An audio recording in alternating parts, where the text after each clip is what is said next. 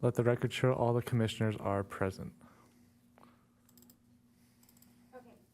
Shall we pledge? Okay.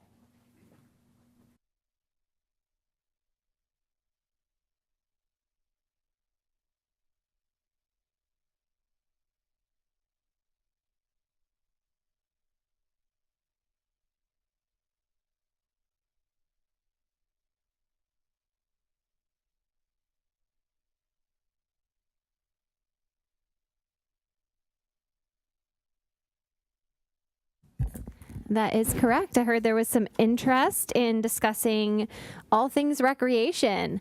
So I am going to give you somewhat of a higher level overview of recreation. I'm not sure who of you may have received it, but here's our rec guide, which is probably what gives you the most insight into what we do in the community. Because as you know, it has all of our programs that we do within the community in here. And this is the brand new one, so hopefully it's made its way to your homes by now. So programming is scheduled out on these come out quarterly, as you know, and depending on the season is sort of what our programs are. And all of our programs in the city of Encinitas are with outside contractors. So none of our staff are boots on the ground teaching the programs, with the exception of Seaside Day Camp. And Seaside Day Camp is one of our most popular programs that we have. And most people associate that only with summer, but it also happens during any sort of breaks that the school districts in the area would have. And for that, we have what is called a camp director, and that's a member of our staff who sort of takes the responsibility and runs with it in conjunction with a supervisor who specifically oversees that. And then we also, the other program that we run internally would be the beach guards or junior guards, except that falls under the purview of marine safety. So they handle all of the programming for junior guards, but we handle all of the registration. So we work in tandem with them, but it actually isn't something that our recreation staff program.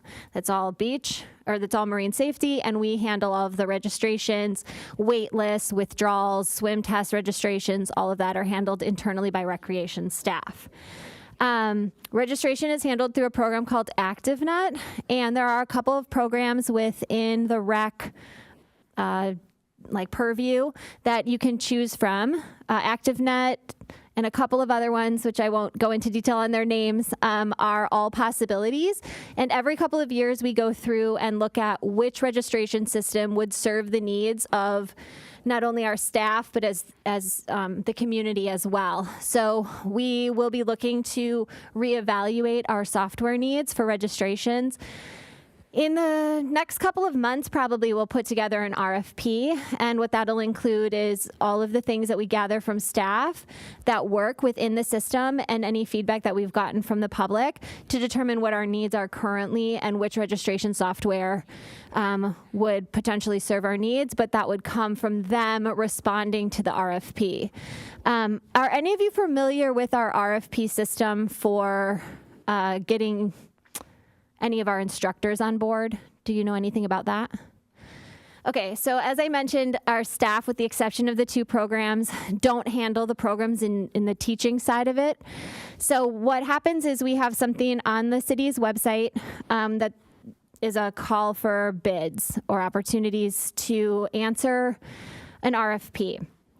And that is a rolling opportunity. So some bids have, like the one for Cottonwood Creek Park Host, has a deadline. The rolling RFPs for instruction, like the deadline for that is June 1st of 2025. And then we would reopen a new one at that time. But it just means that at any point, if you're Jane Smith or Joe Jones and you have an idea of a program that you think would work well for the community, you can respond to that RFP on the city's website. And we will receive that in paper form or via email, and staff will evaluate it and score it with a scoring sheet, and then decide how to move forward with bringing that program on board. If it's something that we already would be doing, like we don't want to duplicate services a lot, so we're always looking for different diversified programs that we can offer to the community. And once we do that, then they make an appearance in our recreation guide, and we see how well their program takes off, and hopefully it's really well. Our instructors are in charge of doing some of their own advertising for their programs, but by being an instructor with us, they get in this guide, so that helps generate interest for their program as well. And we don't put anything in here that isn't something that's like a partnership with a contract with an instructor. Any questions on the RFP process? Yes, Courtney. So does the person who requests the program, do they theoretically need to be someone willing to instruct or lead said program? So not necessarily. They have to be the business owner of the company, Tracy's Dance Studio, but then I could have other instructors that work for me that could also teach on behalf of Tracy's Dance Studio. They just all need to be covered under the insurance, and they would have to be listed as an instructor with the city. We talked about camps. I don't know how many of you have looked through this, but we have quite the array of classes, everything from Tiny Tots Dance, which I just think is super cute, to a lot of our senior programming. Senior nutrition is something that we handle, and that was probably our most robust program throughout the pandemic because we continued to handle senior nutrition even though it wasn't in-house anymore. We provided curbside to continue to serve the community, and that program is now back in the center. We are not doing like banquet style. It's still individual sized trays. You still have to make reservations, but we've started picking up and dropping off seniors again. And that program is slowly building back. One of our most popular senior programs is probably Duplicate Bridge. We have about 70 seniors right now, but it's been over 100 prior to the pandemic. And it's slowly starting to gain popularity and people's comfort levels to come back to the center. Let's see. Any questions? Like, am I hitting the points that you're looking for? Or are there specific things that, in addition to that you are hoping to learn? Yes, Ross. I would be interested in knowing what kind of usage the equipment that was put in at the senior center for outdoor fitness. Do you have any feedback as to whether that's getting a lot of usage? So Are we they don't. aware of it? Yeah, that's a great question. I don't have specific numbers. We don't have anyone out there tabulating. I have personally seen people use it, and I'm hopeful that once we have a shade structure over it, which we're in the works on right now, that will continue to get more use because it'll be a bit more protected than it is currently. Yeah, I would imagine that's particularly important for our senior population. Yeah, and there are times of the day where obviously it's cooler and probably gets more use, but in the middle of the day, there's quite a bit of sun out there. So I think the shade structure will definitely help. And do you see it more popular like during the senior nutrition program? When I wouldn't say that it's more popular during that time. Most of the time during the senior nutrition program, that's a very big social hour for the seniors. So they really are interested in being together. Sometimes they're more interested in the gathering and the social than the food itself. Maybe before or after, but again, we don't have anyone out there like tabulating specific use to be able to give you specific data on that. Yeah, Courtney. I have two questions. One is, I would be curious, and I know you started during the COVID era, but I'd be curious if you've seen any major shifts in terms of trends or just what the appetite for programming has been within the community as we've kind of rebounded from I'll just say the worst of it. Oh, well, God, I Knock hope on the wood. worst of the COVID. And then also, have you seen an increase in people who need help with funding to be able to access some of these programs? Or I don't know how people communicate with you when they need that, but have you seen any shifts in the ability to pay as a result of just what the past 2 years have been? Yeah, so as you mentioned, I wasn't here prior to COVID affecting the community. I was at a different municipality, so I can't really speak to any increase. I know that we have fulfilled some scholarship opportunities within the department, especially for the summer programming, camps, junior guards, things like that, that we have fulfilled. In addition to that, we have worked with translating those scholarship applications to Spanish for some of the needs of the community. and we've been doing that with some of our other documents as well. But I can't speak to a specific increase since the pandemic. But Travis can. Let me just speak on fees. So we've always had a scholarship program available to youth in the community, and that's been very well funded. And we've been able to honor any scholarships for anyone who qualifies for that program.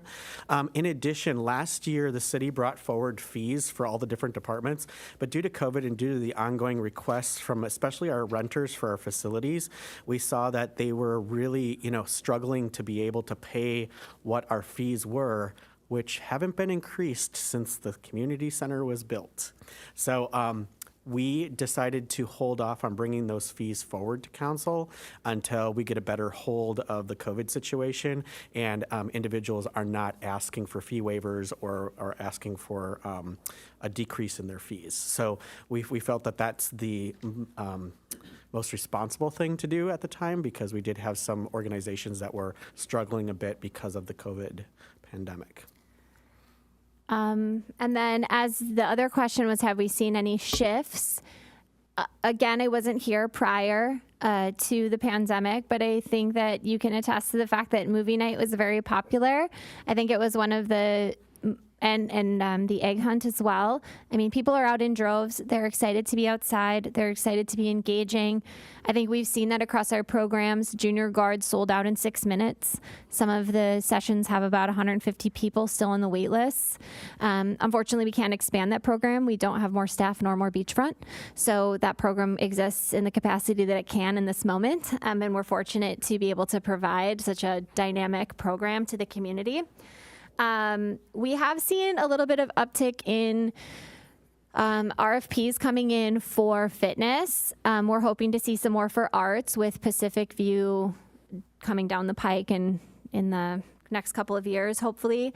We've had some interest with additional camps coming on board, some of the STEM or STEAM camps. We've added some of those, and those have been very well received.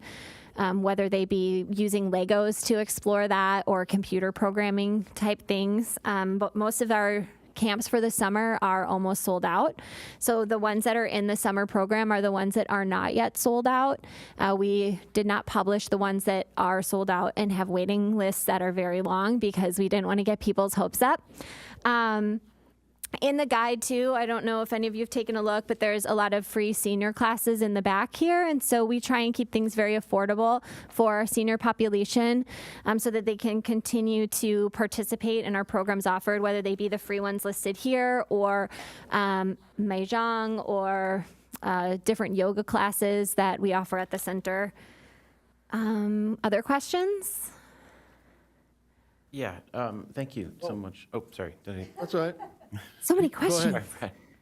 I was just wondering about the gymnasium. Do you schedule programs year-round in the gym?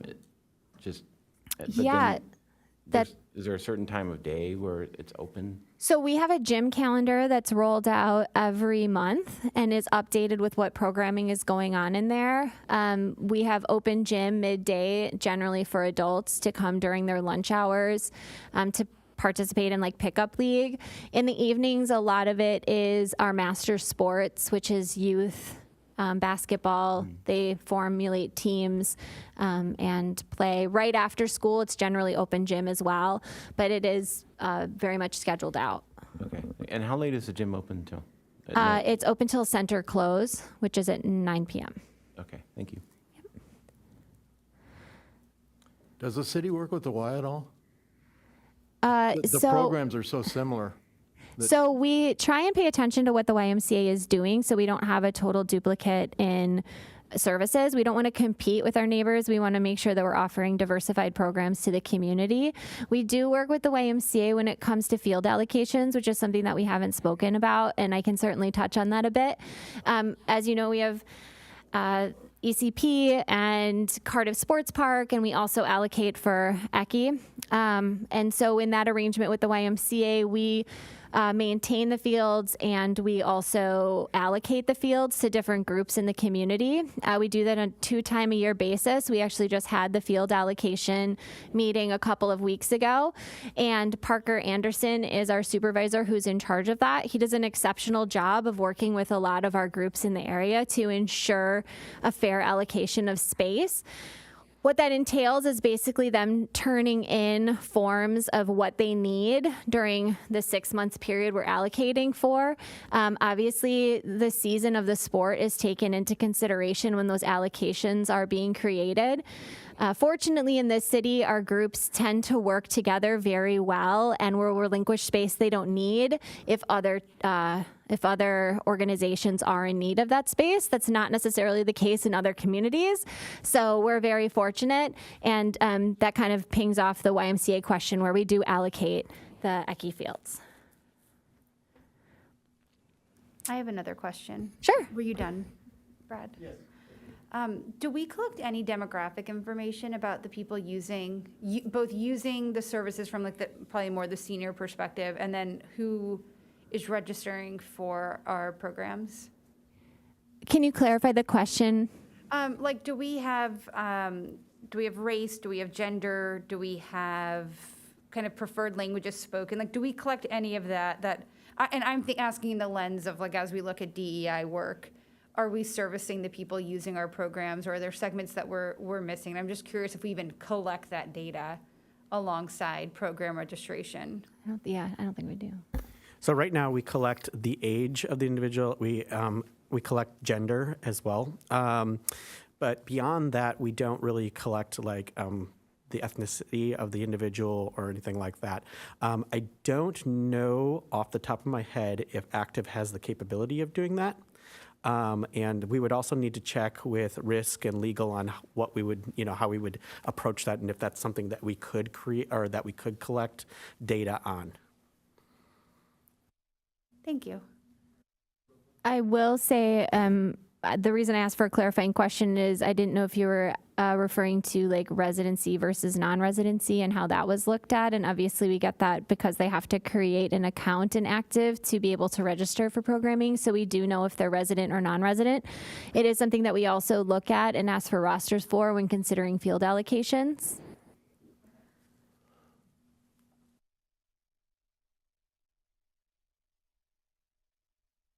No. Works better if you're on. Is Yeah, Active we've the had- new we've- software, or are we still working on the new software? Oh, I'm sorry. Okay, that's where, thank you for the clarification. No, ActiveNet is the software we've had for a couple of years for our registration. There is not one all-encompassing software for all the things that we do in Parks and Recreation. So the other software that you might be referring to is Volgistics, which is the one that we'll use to register volunteers and be able to deploy them to the different volunteer opportunities. We're onboarding that currently, working with IT, and have a meeting next week to hopefully fully kick that off. And the other software that you might be referring to is Outer Spatial, which is the one for our Trails apps.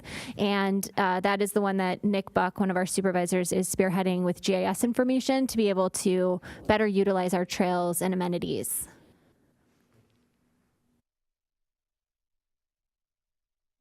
Any other questions? Tracy, that was awesome. Thanks. Thank And if you have Thanks any for other each- questions, it's kind of one of those things where you know what you know, so you don't know what other people don't know. So please feel free to reach out to me at any time with any specific questions about all the things recreation. Thank you. Okay, well, it doesn't look like we have any oral communications. Do we have any other like emails or things that have come in from the community that we want to share? Okay, great. Changes to the agenda? Nope. Approval of the minutes? I'll make a motion to approve. I'll second.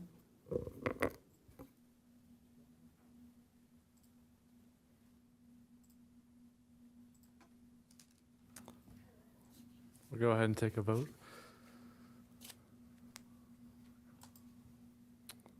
Motion passes. Motion passes. Okay. All right, so the next action item, and the real goal of this meeting is to try to finalize our work plan as well as some meeting dates. So let's start with the work plan, and we'll just work through, and I think the goal of this session should be to finalize the language. It's due to City Council next month. So if there are small tweaks and changes that need to be made after today, I believe that's okay, but as much as we can get done and signed off on today, the better. And staff wants to make sure we know that even though we've not submitted this, it doesn't mean we can't start working on some of these things. So if there are things that are happening or that you're beginning work on, we applaud your enthusiasm and ambition and encourage you to continue. Woohoo, okay. Chair Lappin, yes. just to clarify, the language does need to be finalized tonight if it is approved by the commission. Oh, okay, thank you. Okay, so number 1, Parks and Recreation staff, the annual tours. I feel like that's all right. What do you guys think? I think it's good. Good, check. Next, okay. Attend city-sponsored events.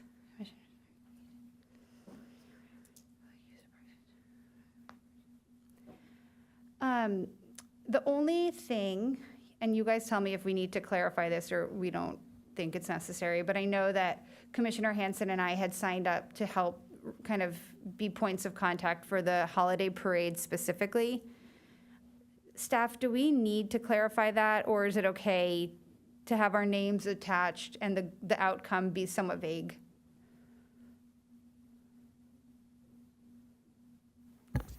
For this one, you can assign who your subcommittee is to organize the holiday parade portion, if you want to call that out specifically. Yeah. I know that you had individuals who took the lead on that last year, but if you want to formalize that and put it on the work plan, you can. Yeah, I might just suggest we clarify that it's kind of an ad hoc there, and then just to make it clear that everyone is expected to attend city-sponsored events, just.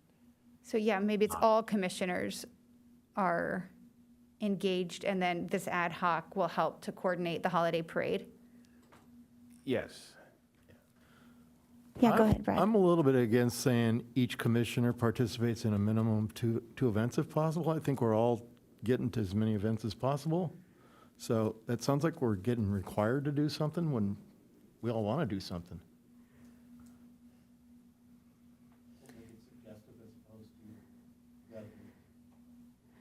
I mean, It does say if possible. So. yeah, that doesn't bother me, but I'm open to hearing people's thoughts on it.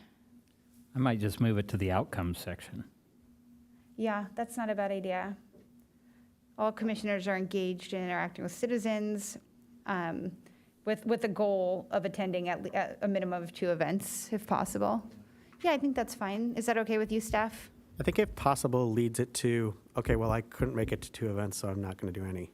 So I think that the accountability of taking off the if possible has been what the standard has been in the past, that Okay. the expectation is to attend at least 2 events. Okay. So that's my suggestion. Well, is it okay to rework the language, but move it to an outcome, and then it's something that's quantifiable versus just being a stated goal? Although I guess, does it really matter? Okay. Well, then it can stay wherever it wants to live. Another idea that I might throw out is, when you show members involved being Lappin and Hanson there, but yet we're talking about all commissioners, perhaps we should actually create a separate work plan item just for organizing the holiday parade special event, and then members involved would basically be all commissioners for this particular work plan item. I feel like we talked about this at that first meeting, but and we had said this, we would do it this way, but I don't have a strong opinion. Whatever's easiest for us and whatever makes people feel like it's most clear and they know what's expected. I think it was more about identifying guest speakers for monthly meetings that we were concerned that was the issue, where if we put all all members of the commission on that, then there's no direct responsibility for it. That, we did talk about that. What happened last year was during the holiday parade, we really needed a point of contact, and we hadn't established one. So Commissioner Hansen generously took it on, but it was a very, like, had he not, it would have been a much different event, and he did a wonderful job. So I think we were just saying, we know that that particular event requires a decent amount of coordination, and one person to register us in the parade, to coordinate the signs, do all sorts of behind-the-scenes things that we don't typically do at the events. So I think the goal had been, I go ahead and identify people who are willing to be point people for that. And this just seemed to be the natural place for it to live. But I'm not opposed to pulling it out if that makes more sense to people. I don't really have a strong opinion about where it lives, but that was the goal of having people, is just that no one's going to get it dumped on them without having full knowledge of what's expected. Thoughts? Yeah, I mean, I would suggest just members involved, everybody, and within the outcomes, say, commissioners, Lappin and Hansen to form ad hoc to organize the holiday, something like that. Yeah, I think that's fine with me. Brad? Yeah, I was thinking maybe we call out the holiday event and just put our names on the line, and all commissioners are involved in everything else. Staff, do you have thoughts on this? I think that clarifies it. Okay, great. And I apologize, Commissioner Winters, did you get a chance to add yourself to any of the ones you wanted to add yourself to? I did not. There is one that's coming up I would like to. Oh, okay, I just want to make sure you know you have Yes, that, like, Thank you. I'll there's keep space you for in suspense until you get to oh, I that can't one. wait. Okay. So number 3, identify guest speakers for monthly meetings. I would like to be added to this ad hoc. Excellent. We didn't have to wait very long. How generous. And I'm guessing, because it's a very clear stated goal, you're clear on what the expectation and outcome is. Yes, thank Okay, you. perfect. Would any of the commissioners in this ad hoc like to tweak this outcome language?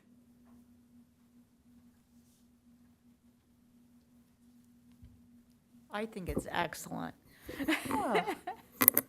I actually have a question on it, sorry. Yeah. So where it says commissioners gain awareness and understanding of topics relevant to special project goals outlined in this commission work plan, does that mean that we would not bring a speaker in that's not related to a work plan item? So for example, there could be something that's of interest to this commission, but not necessarily a work plan item. So I didn't know if we could broaden that a little bit in case there's another interesting speaker that would be educational and informational for us, but not specific to a work plan item. I'll defer to staff on that. I don't know if it matters. It does. We It can does. have speakers outside of the purview of the work plan. Similarly, Trail 95 was not directly related at the time that we discussed it. Does that answer your question? Yes. Yeah, okay, great. So will we modify it then to be and other topics of interest? Sure. Perfect. Thank you. I agree with Commissioner Winters. I think a little adjustment there is needed. Okay, so that now we're into the special projects. So number 4, best practices for diversity and equity in recreation programming. Commissioner Ritter, I know you had some thoughts about how this could be organized and outcomes, so I'll let you go ahead. Thank you, Chair. My thoughts are, I'd like to actually create 2 separate work plan items. One would be basically what it says right now, which is best practices for diversity and equity in recreation programming. And then the outcome would be the first sentence. And then the second, and I shared this with staff this afternoon, but the second one would be titled Candidate Pool Development for Open Commissioner Vacancies. And the verbiage that I would recommend would be consider potential commission diversity goals and develop a communication strategy to increase recruitment and identify diverse candidates for upcoming commission vacancies for city council consideration. Participate in the Equity Committee's recommendations evaluation process regarding commissioner appointments with city staff as they develop their recommendations to the city council. I spoke with Kathy Hollywood today, who's our city clerk. There may be some opportunities where we consider with city staff where they would kind of loop our ad hoc in discussions with kind of the application process and how we do the outreach, not only for our own commission, but also for other commissions as well. But obviously, our work is going to be specific for our specific commission. But I think having them kind of separated out into two distinct work plan items allows us to concentrate on them separately. And Chair Lappin and I both would be interested in being on the ad hoc for those. And I'd be happy to reread that last statement since it's not written anywhere. Would you like to hear it one more time? I would, and I've got a couple of questions after Okay. you reread it. So we already know what the first one would be. And the second one would be titled Candidate Pool Development for Open Commissioner Vacancies. And my idea on this too is that we kind of create some type of structure or procedure that not only would we use it for an upcoming vacancy coming up at the end of this term, but also kind of a format that we would consider using for any open vacancies that might come up unexpectedly or for future vacancies that occur by the end of people's terms. So it's just kind of working on creating some type of structure, as well as taking in some of the equity committee meetings, recommendations that the city staff is now evaluating, and we'll go back to city council on with regards to those specific recommendations. I know that a lot of those recommendations had to do with commissioner vacancies and openings and kind of the makeup of commissions as well. So I'll read it one more time. Consider potential commission diversity goals and develop a communication strategy to increase recruitment and identify diverse candidates for upcoming commission vacancies for city council consideration. Participate in the Equity Committee's recommendations evaluation process regarding commissioner appointments with city staff as they develop their recommendations to the city council. Chair Lappin, I can chime in here. I just want to make it clear that city staff do not have any say in who the city council selects for a particular commission. The council does that independently of staff. We do not have any input on that. It's based off of their application. I think where we're going is a little bit technical for our department, and it's really in the city clerk's office and the city manager's office where that is determined. I think one thing that you could do is simplify it a little bit and be advocates for those in the community that represent diverse groups and encourage them to apply. I think that's what you are actually saying is, Correct. And when I refer to city staff, I don't mean necessarily Parks and Recreation city staff. What the city staff is currently going through the process of is evaluating the recommendations that the Equity Committee has made to City Council and coming back with recommendations of how they might suggest the City Council consider sending out advertisements, promoting open vacancies, and recruiting large, diverse candidate pools for their consideration. And of course, except for, I think, the Planning Commission, the mayor actually is the one that selects who they would like, and then the City Council votes to determine whether they agree with the mayor. So just to give some additional context, at the last city council meeting, Wednesday or Thursday of last week, the Equity Commission, who had finished their year-long term, presented their recommendations to the city of immediate, high-impact ways that we could bring more diversity, equity, and inclusion into various city council and city, what's the right term, operations. And the recommendations were made. City council agreed pretty robustly with all of them, but now it's a matter of what's feasible, what can we do, how can we do it, and that's what I believe Kathy Hollywood has been tasked with actually figuring out for them for, I think, the June meeting, if I'm speaking correctly on that. So one of the big kind of low-hanging fruit, though, had been commissions should be as diverse as our community in an ideal world. And part of how we could go about achieving that is to more broadly promote the fact that we have these commissions and that they're fulfilled from the public. And it's one of the few things in government where, in local government, where the mayor, you show up, you speak, and the mayor can approve you on the spot. It's not a ballot measure. So one of the things I believe Vice Chair Ritter is trying to say is that we could, as a commission now, just be more thoughtful in where we help at, where we advertise that this commission even exists.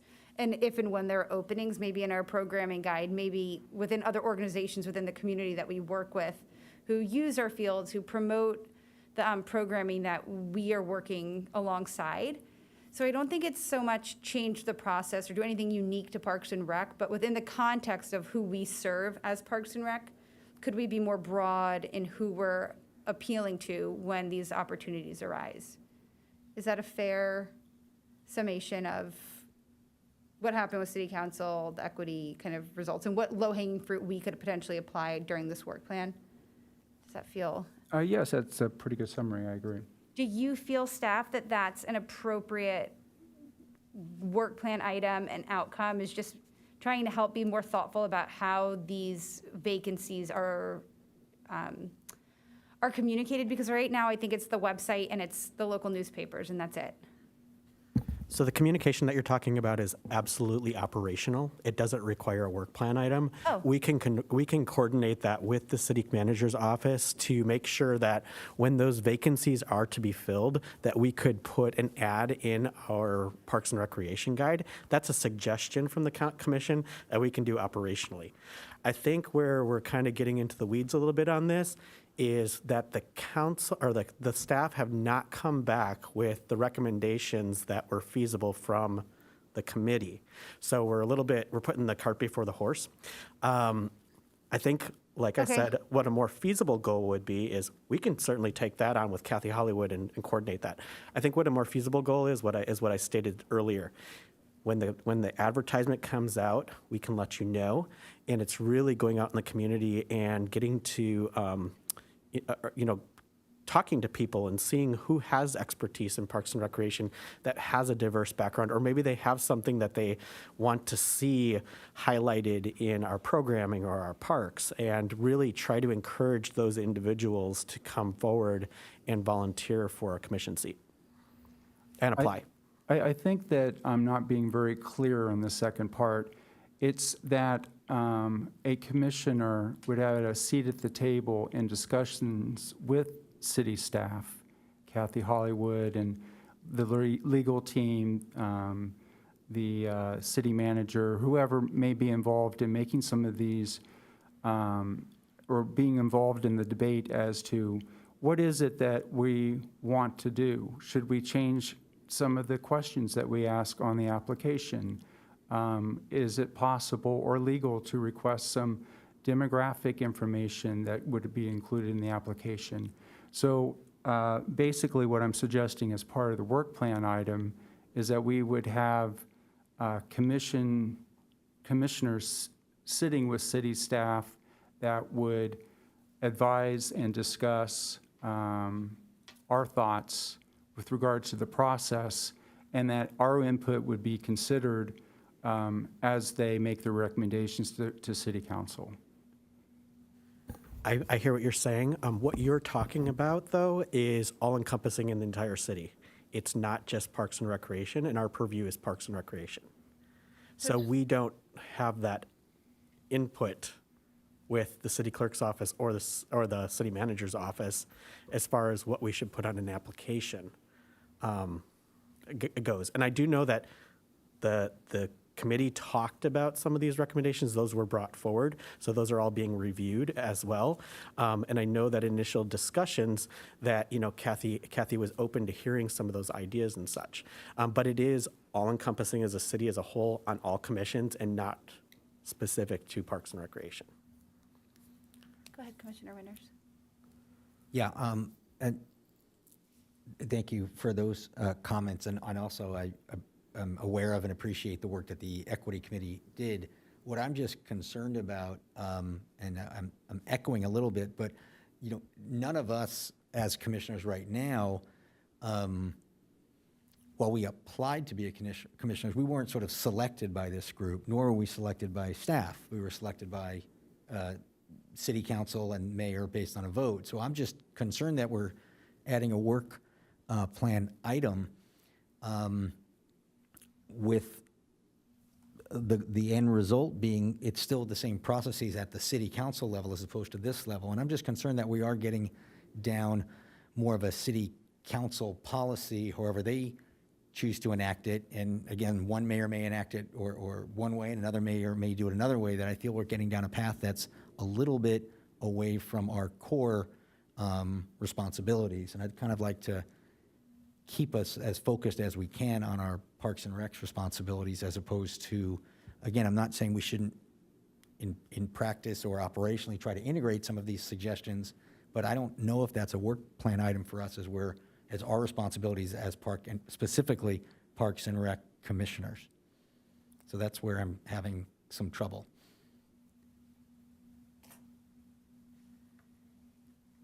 It does sound that this might be a more operational goal than a specific Parks and Rec work plan goal. That's what I'm taking from all of the comments. And then also with the discussion with the city clerk, there is the opportunity that if we wanted to suggest to city staff that there's a more specific Parks and Recreation application, that's kind of what I'm trying to get to, is that it's not necessarily just kind of an application that would be applicable to all commissions, but like there's a specific planning commissioner application, which is separate from the other types of commissions.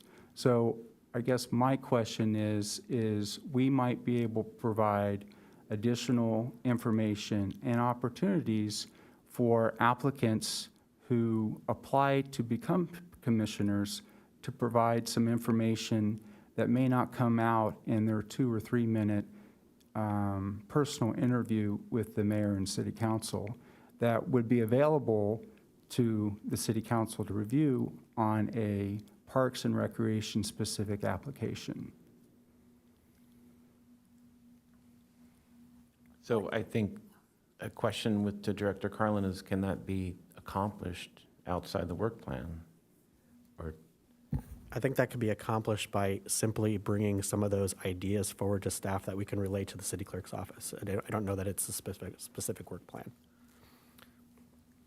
I mean, I like the concept myself, but I can see there's different applications for the Planning Commission versus Parks and Rec, and so you want to have representation, and maybe the strategies are different, but it does feel a little, I don't know, I guess higher level, like a committee, a committee somewhere where we brought on these commissioners and they all offered their feedback and they said, okay, what can we do for traffic and public safety? How do we, if there are individual strategies, and I think there are, then I don't know exactly what form that would take, but I don't know if it makes sense to have it as a Parks and Rec work plan item.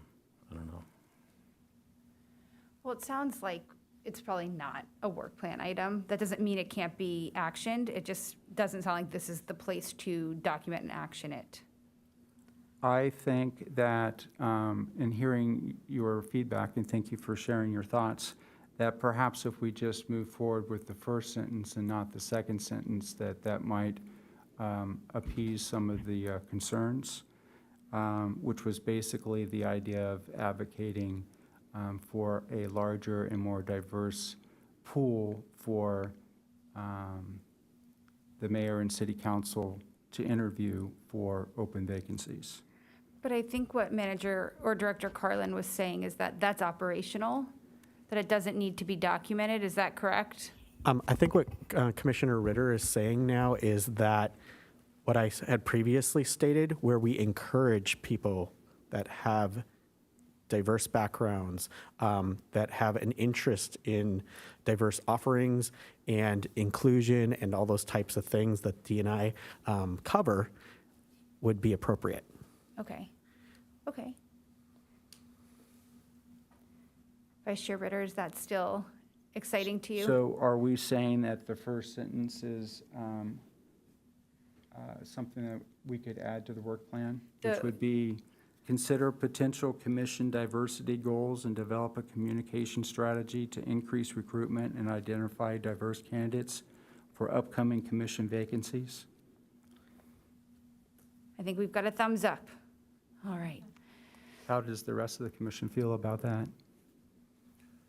I think that's good because it specifies or identifies a Parks and Recreation Commission vacancy rather than a citywide commission of which there are many. So then the question, I guess, is do we reword the goal of best practices for diversity and equity and recreation programming, and that becomes this, or do we have two separate? And Manager Staten, I would ask you, is there value in having an ad hoc to help you explore DEI best practices regarding publication, language inclusiveness, things, program inclusiveness? Is that something that would be helpful to you, or not until City Council's really approved what the stated goals are?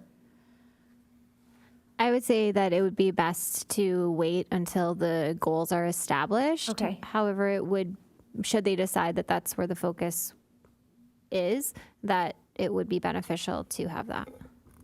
Okay, so then maybe we move forward with just updating the stated goal here to be more around broadening awareness and interest in this commission. So I do want to chime in here. Oh, yeah. I respectfully disagree with what was just said. Sorry. What I brought this one forward. I think Yeah. that this is a very important thing, and it is in line with what the Diversity and Inclusion Committee did.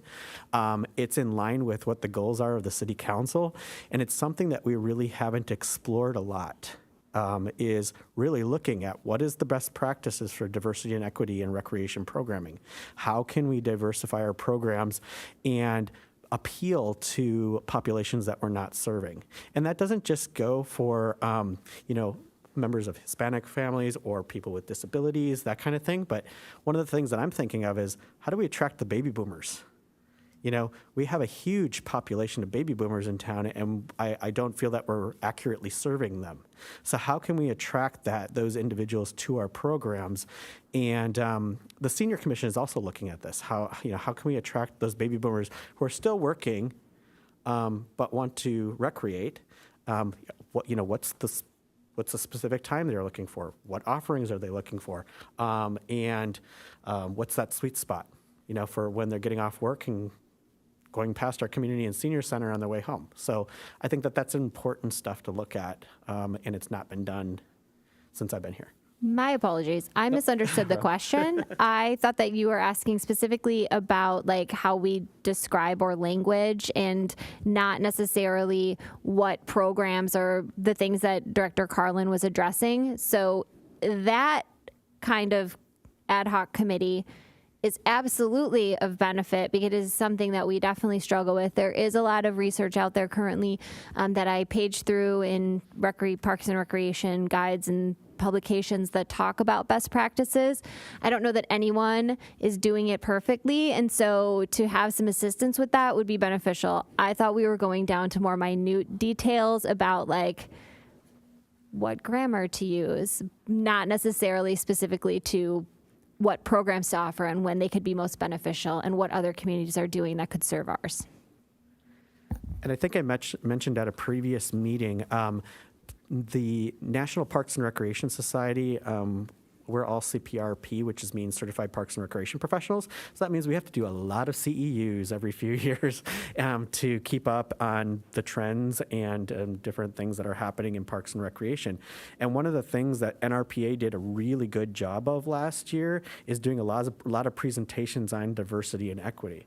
And I actually got a certification in diversity and equity during my time in going through CEUs. And I think from the like layman's terms, people think of diversity and equity and they don't realize what that all encompasses. It's a lot. It's everything. So I think it's really important to look into that. There may be ways for us to maybe have links to those different presentations that I went through when I was doing the certification, but I think that those are important tools for us to use as we explore this. Okay, thank you. So I guess then, just to restate what I believe the conclusion we've arrived at is we should have 2 different line items. No. Oh, okay, I thought I had it. We're going to keep it all how it is. And why does staff think that 2 items wouldn't be appropriate? I think from what you're doing here is it could say something to the effect of best practices for diversity and equity in recreation programming and I don't know if public outreach is the right word, but encouraging people that have interest in diversity and equity or a background in diversity and equity or from diverse populations to apply for commissions. So I don't know how you want to word that second part, how you're going to recruit, but I think that can all be under one because it is one topic. It's diversity and equity, and how do we become more diverse and equitable in our programming, but also in our recruitment of commissioners for this commission. Can we maybe just add and commission membership or participation? And that covers, I mean, we have, sounds like, or it reads, we have 2 relatively specific outcomes that we're going for, and we have one goal, and we're missing the commission participation and membership goal, at least clearly stated. Is that right? I believe so.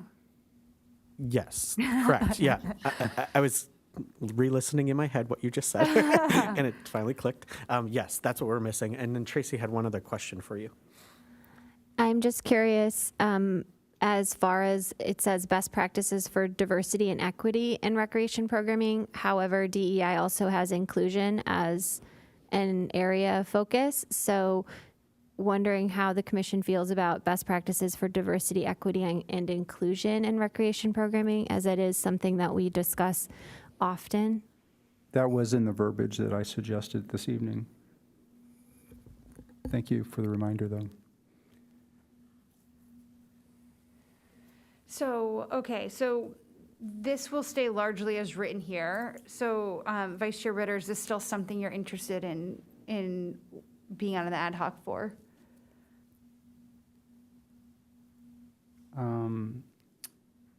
I would say the second sentence is still a little bit different from what I presented today.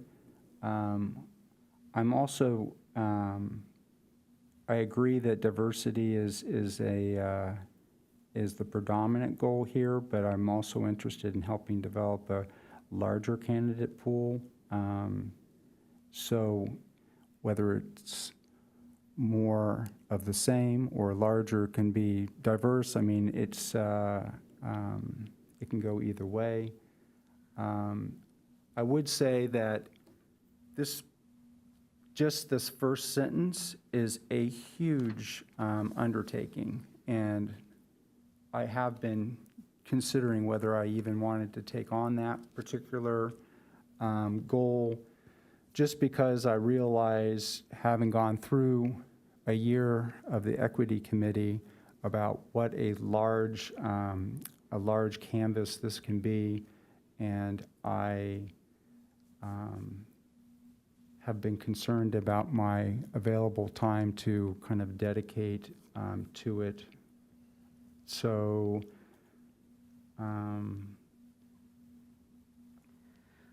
Well, I think if, sorry, go ahead. I was gonna say, if the stated outcomes are dual, I don't think it's a problem to be more focused on one element of those two outcomes. And staff, please correct me if I'm wrong, but I don't want you to feel that in being on the ad hoc because you're passionate about one half more so than the other. I don't think that should preclude you from doing that. There's not an expectation per se. I think it sounds like any help that we're able to offer in regards to equity and inclusion in particular around programming is helpful, but I don't think there's any stated goal beyond that. I just want you to feel comfortable that you're not taking on any massive deliverable if what you really are passionate about is helping to create a broader applicant pool by doing more work to promote this commission and the vacancies within it.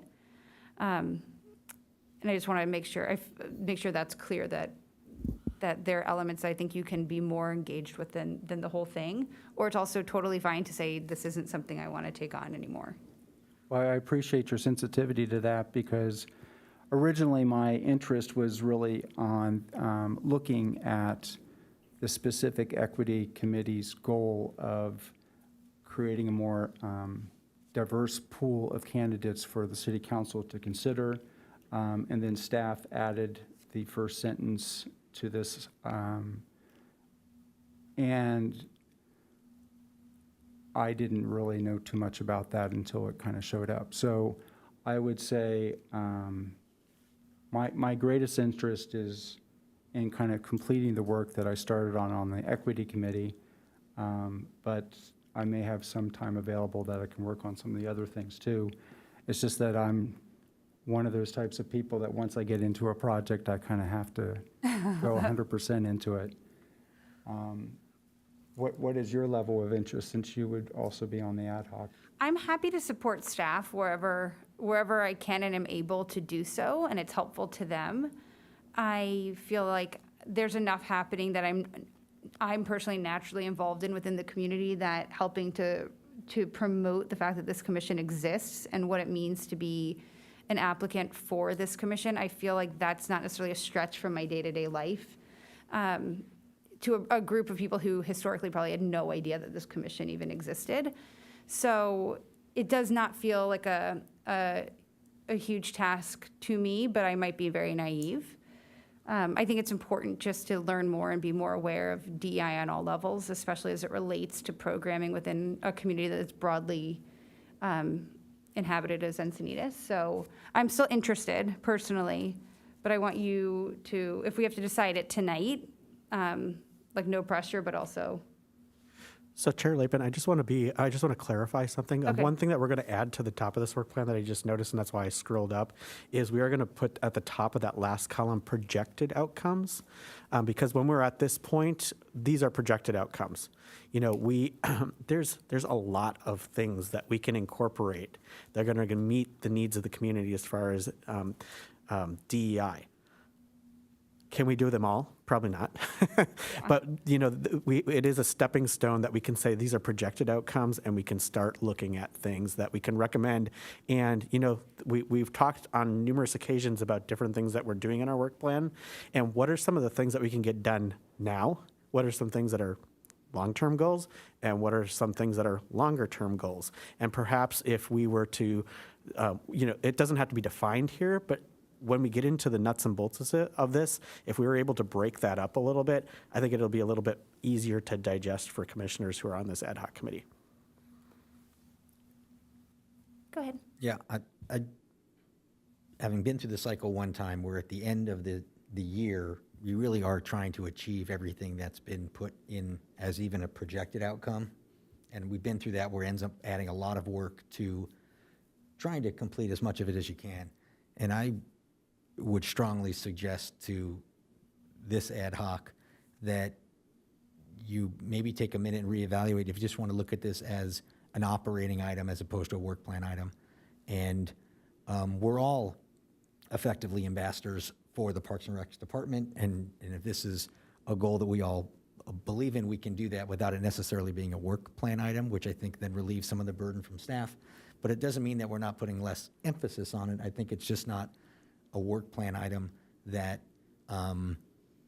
would be presented or as part of a projected outcome or goal. So that'll be my recommendation, because I think you're right, Commissioner Ritter, when you're going to get to it, you're going to try to complete as much of it as you can. And we've seen that where it can be challenging and time consuming. And I don't think just that it's not a work plan item doesn't mean it can't be a goal of ours or it can't be something that's now maybe in the forefront of our mind as something that we need to be more attuned to as sort of how we operate, just like Chair Lappin said in her daily interactions with people. It's now something that's a little bit more front and center. So I'm not trying to tell you exactly what to do or not, but my strong recommendation would be, or my recommendation would be that it's not a work plan item, but more of just an operating theme that we're putting forth tonight as we, learn what the Equity Committee presented at City Council and where the city wants to go with that item. Because again, we don't, just going back to at the end of the day, we don't really recruit a new commissioner. The City Council and Mayor will appoint a new commissioner. We don't really, staff doesn't do it either. So I just want to make sure you're not going down a rabbit hole that would be very, very challenging to complete. So. Yeah, I kind of want to echo that, and to be clear that, like Commissioner Winter said, I don't mean to downplay the commissioner recruitment. I think that's very important, and likewise with the diversity. But I think it might come down to whether you two want to put the work in, and I fully support that if you want to keep that on the work plan. I don't necessarily think it should go off the work plan, because I think having things like this on the work plan give it a little bit of weight, which helps, and a little bit more exposure than just sending emails and having meetings. So I support that, but I think it's really if you guys want to take this on or not. I personally think I like what Commissioner Winter suggested. I guess for me, I don't want this to become something that's daunting. I want this commission to be something everyone enjoys doing, and the work that we're doing is enjoyable. And I do think there's a lot of learning that can occur because of the work the Equity Commission did. And I think just the conversation we're having tonight is a sign of progress towards being more aware of the role that we play and how much value can be brought to just having these conversations. So perhaps starting this year as an operational kind of goal for us all may not be a bad idea. Do you have thoughts? And do you mean in that to eliminate the first sentence? I would take the whole thing off. I just want to chime in here. Yeah. We talked about this, I think, 2 commissions ago, that we were very low on the recreation side as far as goals, and that's where this one kind of came from. And I think by taking this completely off, you're kind of going back in that direction where you're really parks focused again, and recreation is kind of taking the sideline. And this is an important item that the City Council, it aligns with the City Council. So I think you'd be doing a disservice Okay. if you take this off the work plan. Okay, noted. It will stay. Okay, so then I think what I'm hearing is that the core of this particular item is going to be around programming. That is not to say there's not work that can be done around recruitment and other elements of the Equity Commission, but I think signing up for this ad hoc will be largely around working with programming for this year.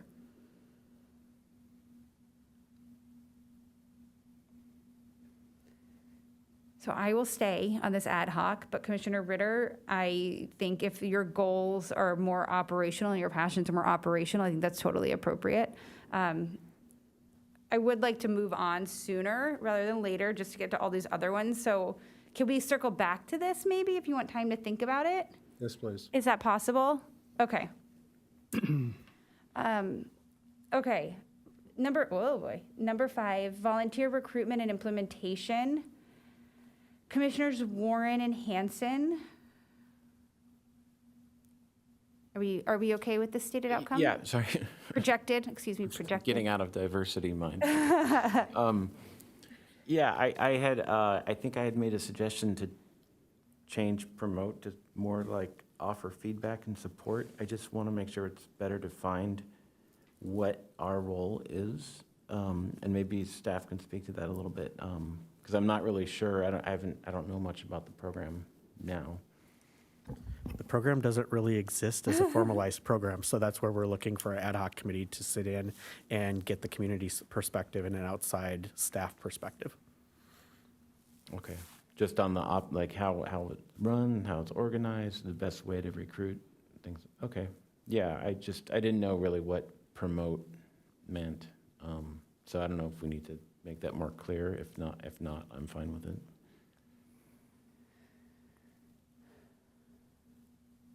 It's up to the commission. if Commissioner you Hanson, wanna are you okay make with different that? language. Well, if I could turn this thing on, I'm totally okay with it. Okay. Okay, great. So then number 6, the same commissioners. The commission will support PEP in their efforts to support parks, beaches, trails, and recreational funding needs for the city. Yep, this looks good. Commissioner Hanson, you're good with it too? Yes. Okay, great. Research and planning for outdoor adult fitness equipment. That's the full goal, right? There's not another line on the next page. Nope, you're good. Okay. Research and recommend outdoor adult fitness equipment and identify optimal site locations and site requirements for the installation. Well, you guys can read it. Is that still what you would like your wording to be for your projected goal? Yeah, I'm really excited about this ad hoc committee, and we've had a meeting and worked through the language here. I think we're all pretty comfortable with it. It encompasses most of our goals, and I think it provides goals that are achievable. So if those are the attributes we're going for, I think we're pretty good. What do you guys think? Yeah, I believe this is consistent with what had been discussed at the ad hocs. If I'm correct with that, then we're good. Is that right, Ross? Yes, we had decided to be a little bit more realistic in it. At one point, we had talked about researching outside funding opportunities, whether it be through grants or through community support through businesses or individuals. And we thought that was maybe something that we would consider next year if we have some success with this work plan item now. So we distilled it down to this part of it. Is there any comments from staff with any concerns regarding the language? Sure. I think it's good that the goal is more achievable and working in small bites, kind of stepwise. From a staff perspective, I would say that I think potentially the last sentence is a little out of order in terms of where we are in the overall process with determining feasibility and making recommendations. Historically, when we conduct outreach, it's associated with a capital project or a direction from council. So getting out to do public outreach now sends the message to the public that this is something that we're pretty far down the road on.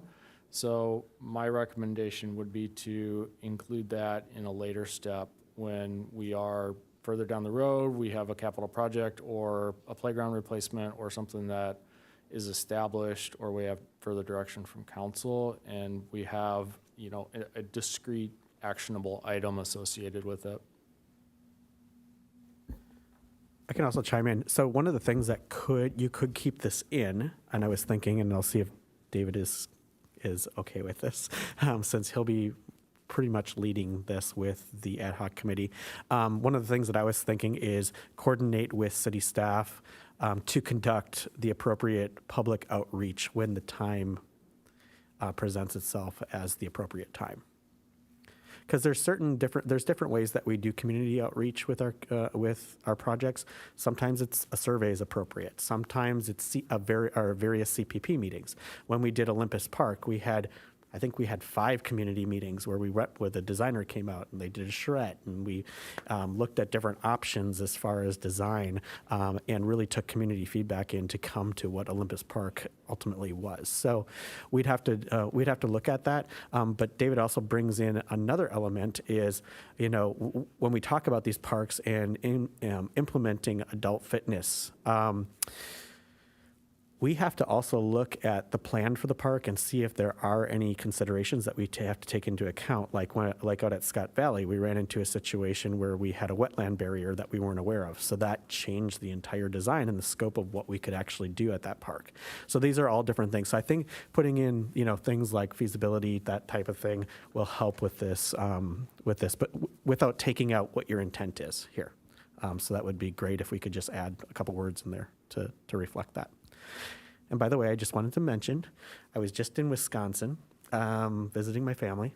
And if you ever have a chance to look at the project that the city of Wausau, Wisconsin, it's WAUSAU, did underneath Bridge Street in Wausau along the riverfront, what an incredible project. They have an ice cream shop next to a children's playground that's done by Landscape Structures, next to an adult fitness component that has the big bridge is their shade structure.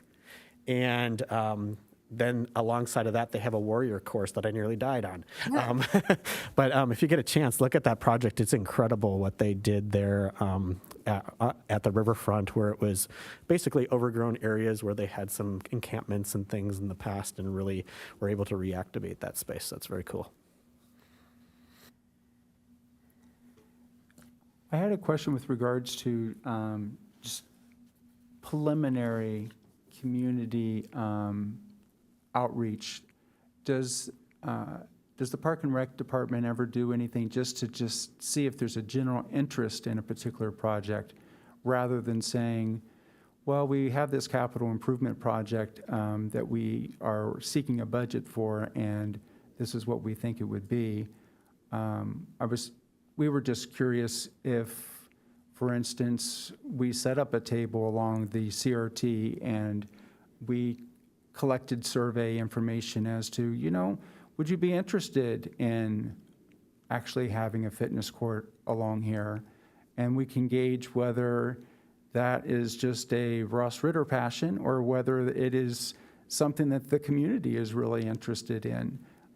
Where we would get feedback perhaps from people that live in the area that they would either be for or against it, and I'm sure there'll be some of both. But then also just to get a sense of, is this something that we should pursue, or should we pursue something completely different?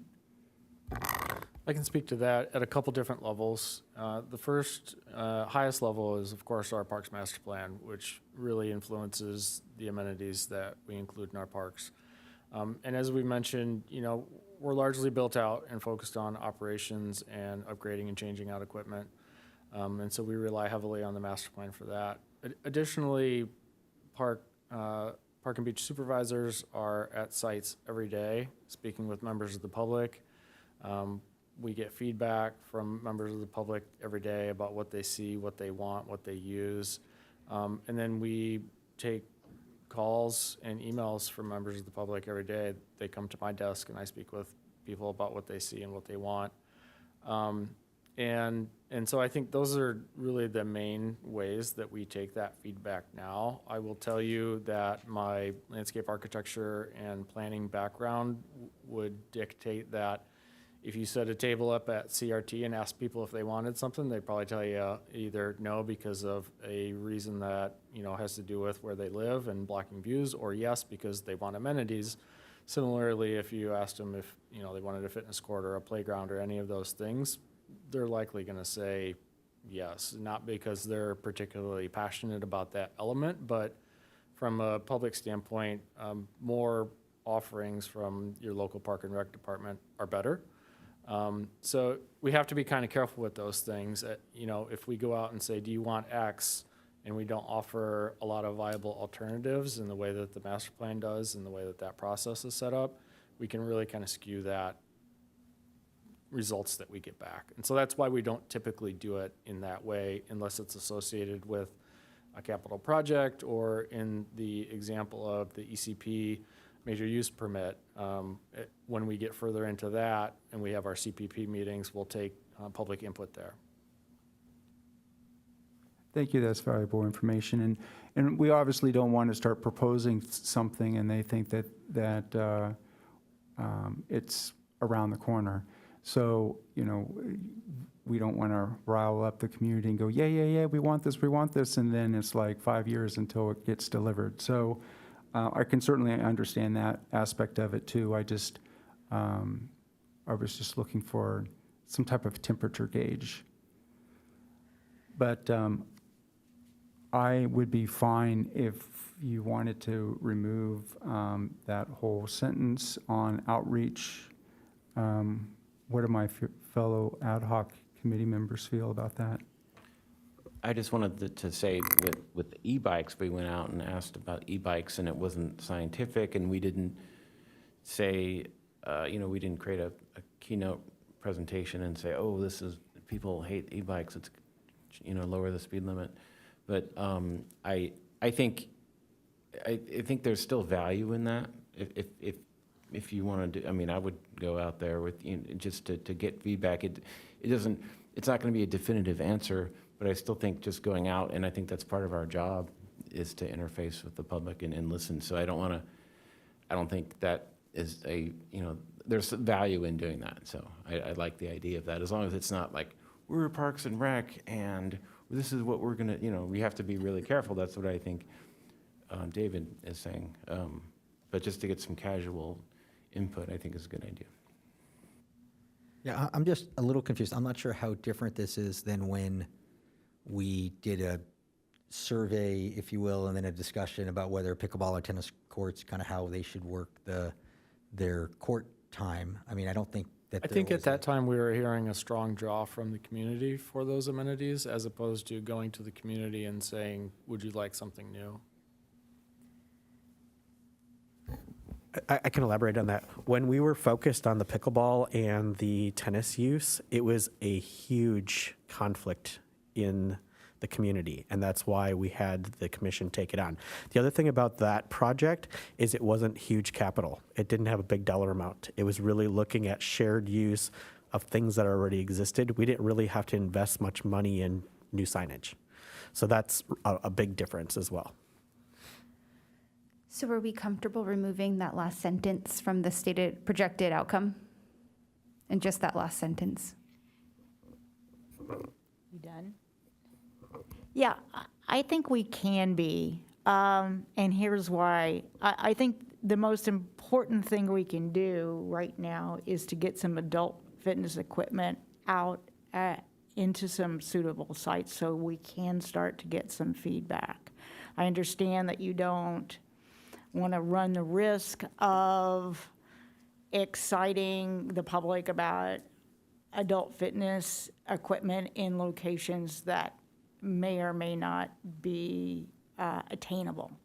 So with the suggestion that hopefully we'll have an opportunity to put more equipment out in some parks as we replace equipment, I think that'll give us an opportunity to follow up with a little bit of casual research, in that when you get some adult equipment out there, you're going to get feedback from that specific community and from those users, and that'll give us a little bit of what we're looking for in that last element. So maybe if we just focus on the first elements and get some equipment out there, it will allow us to move forward a little bit to that stage and to the reaching out to the community stage.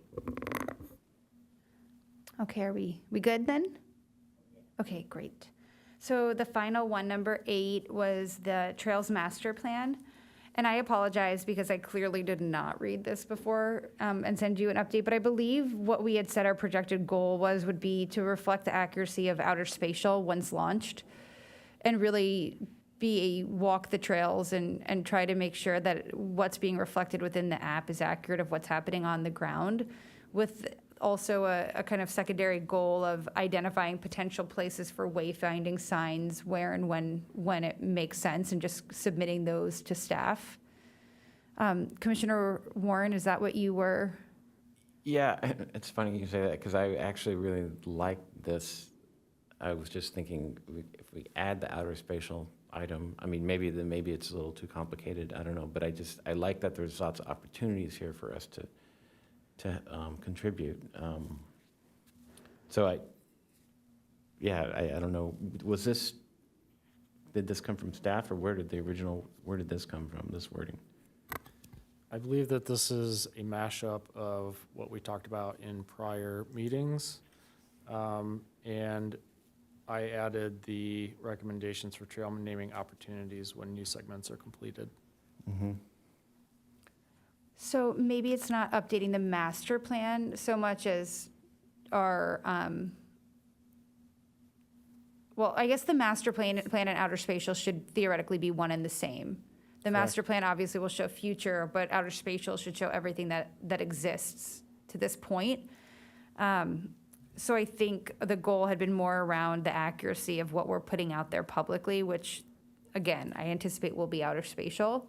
Is that staff's understanding as well? That's correct. Okay. So I just think our efforts will be more valuable if it's based on what's on outer spatial more so than the master plan. But tell me your thoughts. Yeah, I think if we just add outer spatial, I mean, in theory, they're all supposed to be the same. Right. Outer spatial supporting the master plan in a way. So the accuracy concept ties into making sure that outer spatial has, the actual trails, that they're named properly. And so for me, I think if we just add something about, we can call it the public-facing trails application, or we can call it outer spatial, whatever works. So, if I could chime in here, Yep. Dave, our Commissioner Warren made used a very good word, supporting. Remember, the Trails Master Plan is not something that we're changing. It was adopted. What we do is we update maps and we update our outer spatial app to support the Trails Master Plan. We don't change that document. We update maps and things. The Trails Master Plan is a guiding document. It doesn't necessarily mean that that's what's actually done out there. So I just want to make sure that we're using that word support to update maps, getting the correct information out, and making sure that outer spatial is updated. Yeah. Okay. So- Yeah, I think we're on the same page then. Thank you for clarifying that. And then the only other thing, and this is just because it came up a couple of times in the Parks Master Plan, would just be where the very last sentence, review options and provide recommendations on trail naming opportunities.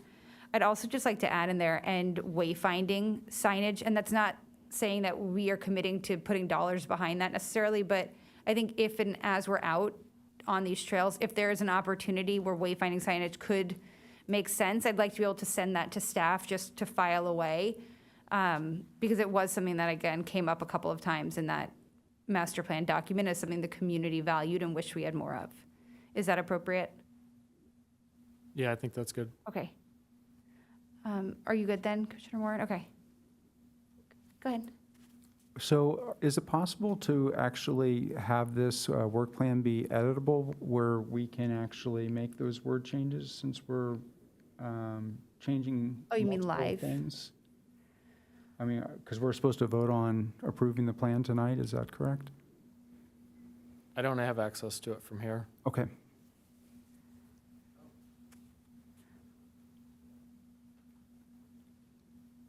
Did you have something to add?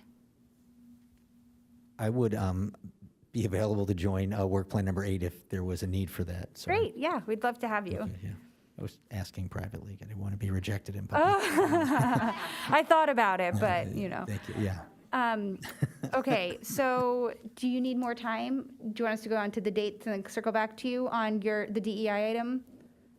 I think that Director Carlin brought up a very important point, and that is that we don't have much of anything with regards to recreation services in our work plan, and I think that this is an important one that would be beneficial to the department to have. So in that sense, I think that we should include it. Okay. So I'm comfortable with the first sentence. I'm somewhat comfortable with the second sentence. I just made a few minor edits. I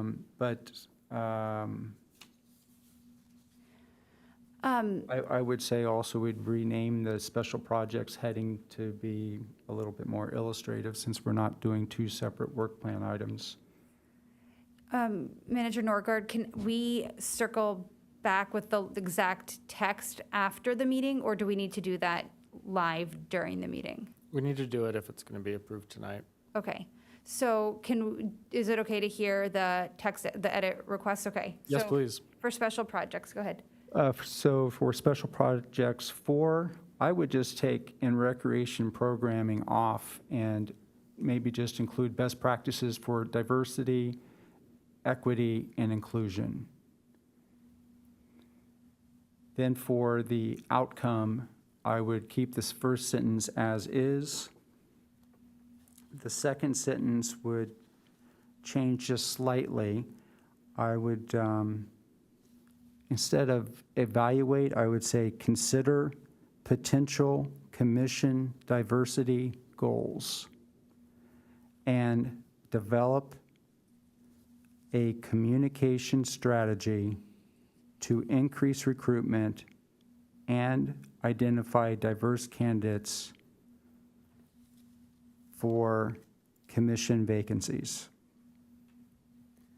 I support that, all of those edits as well, so thank you for moving on the fly to do that. Okay, so before we finish up this work plan, is everybody happy where they are in terms of ad hocs? Does anyone want to be added, removed, et cetera? Speak now or in a year. Okay, excellent. Okay, so the last thing we need to do here is we wanted to just do a quick sync on the July meeting date. I know we had approved the calendar, but we had discussed doing one of our tours, the programming tour, in place of the July meeting. And do we have that next page? Can we scroll? Chair Lappin, should we move to approve the item yes. and then get into the dates? Are they not one and the same? Aren't they the same item? It's No? two parts, but Oh, okay. I think just we should separate them. Okay, thank you. Then I would make a motion to approve the work plan as written and updated. And I'll second it.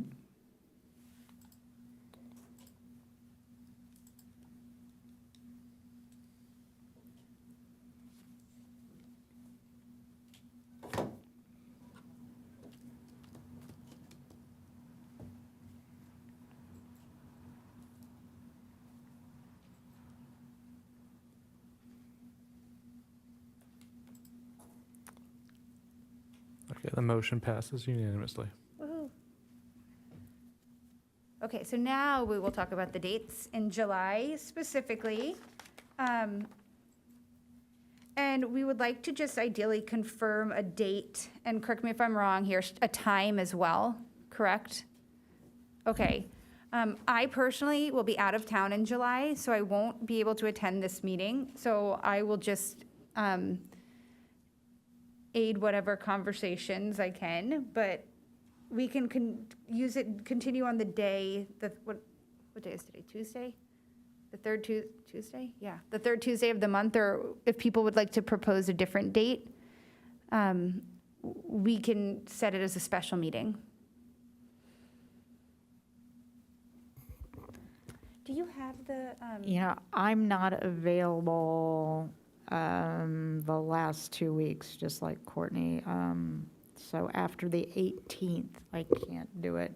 That shouldn't curtail any of your plans, but just giving you some input. So if possible, it sounds like Courtney and I could make it the first 2 weeks? No, I'm out of town the whole month. the whole month? Okay, all right. I can make it the first 2 weeks if I that matters. can also make it the first 2 weeks. I'm after the 18th. I would be gone for Okay. July.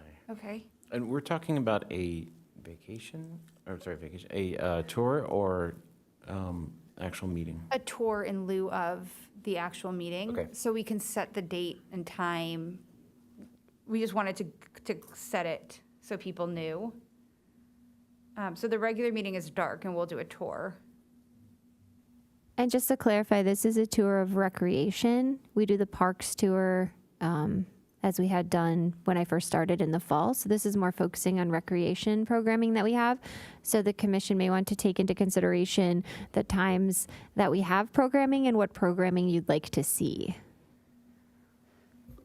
Definitely. Can you give us some input during like the first 2 weeks of July? What might be good days for us to view the programming opportunities? Sure. So the first week of July is 4th of July week. I will not be available to be a part of the tour. If you would like my attendance, I would recommend the second week of July to be taken into consideration. If you're looking at the daytime, most of our camps will be active. So Seaside Day Camp, Junior Guards has AM and PM sessions. And then we could also go and see senior nutrition as an option for the middle of the day. Pending which day of the week you'd like. Thursdays is our duplicate bridge program, which is very popular, maybe of interest to you. I know that we are originally talking about Tuesdays, as this meeting generally falls on a Tuesday. And then a lot of our classes in the evenings is when the center really starts getting popular for some of the more adult programming, or some of the children's programming, so karate, things like that, because obviously it's after hours. I know that we won't be spending from the beginning of the day until the sun sets together. So it really sort of depends upon what programming you'd like to see. I think you may be most interested in seeing the robustness of our camps, and then also the senior nutrition and potentially some of those other senior programs that happen during the day. However, if you're interested to see the center hopping at its finest, specific to the center, you may want to consider evening operations. Would we also see junior lifeguards? Is that something we could? Junior lifeguards, we have morning and afternoon sessions, so we could start in the afternoon, see afternoon Seaside, afternoon junior guard, and then go into the center into the evening for more of those programmings. But also we have senior nutrition at the middle of the day. I'm not sure how long of a tour you're looking to have. I can chime in here since neither one of the managers were here many years ago when we did the recreation tour. In, I think, 2019 was the last time we did it. Typically, what we had done in the past is we usually did like a 10 to 2, and then we would have lunch together at a site. So one year we did the concession stand down at Moonlight Beach as our site where we enjoyed a lunch together. I know in the park tour we did the patio space and had lunch together.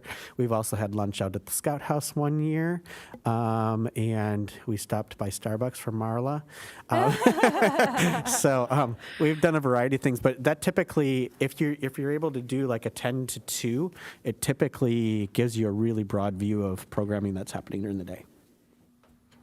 Yeah, that way we could start with like a senior nutrition and then have the lunch and then see some of the junior guard in the afternoon. Is there any possibility we could extend that date out to August and do it the first Tuesday in August? I don't know if the summer programs are still continuing then, but that sounds like everyone might be able to attend. Yeah, we still have programming at that time.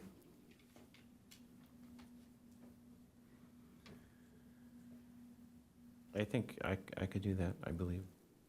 I'm still a maybe, but don't wait on me. I'm not available for the July dates, but would be available for the August 2nd date. So if that's something people want to consider. Are we allowed to do 2 meetings then? Like, could we do like the tour and a meeting in August? You would just vote to cancel one of your meetings and Okay. then have a special meeting. Would that work for the majority of commissioners then, to do a meeting? And Commissioner O'Halloran, you said Tuesday the 2nd? Yeah. So From one 10 thing to I'm, 2. one Okay. thing I'm thinking is how many are, it seems like we have a lot gone in July. So how many of you would be gone in July? I'm just wondering if we'd even have a quorum. It looks like you have 4 that are gone, so perhaps what you do is you say that you're going to cancel your July meeting and then have your tour right at the beginning of August, Okay. since you won't have, it looks like you're not going to have quorum. How many people could make it the first weekend of, or the first week of August, or specifically the 2nd from 10 to 2? 1, 2, 3, 4. I'm like here. On August 2nd, August 2nd. I think I get home from New York on August 1st, but yeah, I could probably. Okay.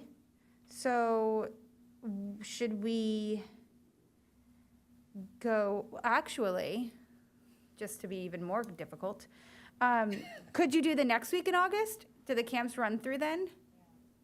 Because if you could do the 9th, and please, everyone chime in if you can do the 9th, or the 10th. If you could do that week, I could attend.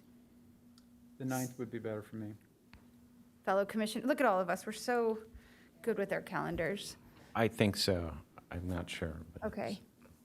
Just to could do the answer your 9th. original question, we do have programming that is the last week of Seaside Day Camp. So you would still okay. get to see that. Would we then be okay to make a motion to cancel the July meeting and add a special meeting on Tuesday, August 9th, which would just mean that the next week we have our regular meeting. So is that okay with people? Okay. So Tuesday, August 9th from 10 to 2?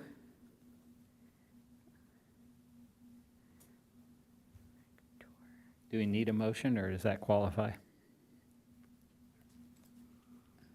Motion, that's a motion. You do need a motion. There's a motion. I'll second. Thank you. Okay, woohoo, nice. On to the next one. For the Okay. record, who motioned Oh, I did. and who seconded? Um, I did. Commissioner We'll Wynn. proceed with the vote.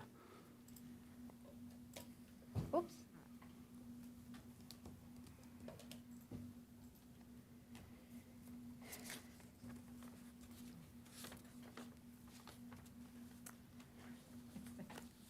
And thank you, Commissioner, or Vice Chair Ritter, for bringing that up, because I just assumed I would have to miss that, so I'm glad that worked out. And thanks, everyone, for accommodating. And there are the summer concerts in July, so we can all get together and Oh, hang my out. gosh, yeah. Those of us who are in town. The motion passes for the August 9th special meeting from 10 to 2. Okay, so I'm assuming that there are no commission member-initiated agenda items? Okay, and no any future agenda items? Okay, so we can do our, wait, Number 9. I was like, wait, when does staff speak? Oh, I skipped that. Okay, sorry about that. The park operations report. All right, thank you. A couple items to report tonight. The first one would be for Beacons Beach. I'm sure many of you have already heard, but I just wanted to get this out there for everyone. During the late evening of May 1st or early morning May 2nd, the northern portion of the existing landslide at Beacons reactivated and moved downslope to the west. The movement created numerous visible cracks along the existing slope, part of the bluff slumped down, as well as damage to the existing access trail down from Beacons. Seismic monitoring equipment has been installed throughout the bluff area to record activity on a daily basis and send that information back to Scripps and the city. The data is critical as it will assist the city's geotechnical engineer in assessing the situation to determine a path forward. In the meantime, temporary fencing and signage have been placed to close off the parking area and the trail access to Beacons. And we have fencing at the bottom of the slope as well to prevent folks from going up the slope. And so we are in a holding pattern while we do that monitoring and assessment for a minimum of 30 days. And when we have more information, we'll be able to report back to that. We will report back to City Council first, and then out to the public as we can. Additionally, Arbor Day was held on Saturday, April 30th, thanks to the commissioners who were able to come. It was actually a super fun event. We had approximately 100 people, including staff and commissioners, attend. We planted 51 trees, taught a whole bunch of people how to correctly plant a tree, and reminding people about the right tree in the right place. It was a great day for it, perfect weather. A lot of people were there. I think a lot of people were excited to be there. I noticed a little bit of trepidation as we got started, and then people realized it's actually pretty easy to plant a tree when somebody has pre-dug the hole for you. So there's a huge incentive to go to the next one. Additionally, at Cottonwood Creek, we have an open recruitment for the park host position there, and that recruitment closes on June 2nd. So if you know anyone who would be interested in that, please help spread the word. And lastly for me tonight, on the morning of Tuesday, May 10th, Caltrans, in coordination with Sheriff's Hope Team and city staff, initiated an encampment cleanup that was located on Caltrans property adjacent to Encinitas Community Park. Access to the cleanup and the encampment was provided through park property, and several individuals who were located there were connected to services. Staff continue to monitor the area and coordinate with our partners at Caltrans, Sheriff, and Hope Team. That's it for me. Thank you. Recreation Services report? I was just waiting till it was on the screen and I was official. Okay. So as I pointed out during my speech in the beginning, the recreation guides should have been delivered to all of your homes.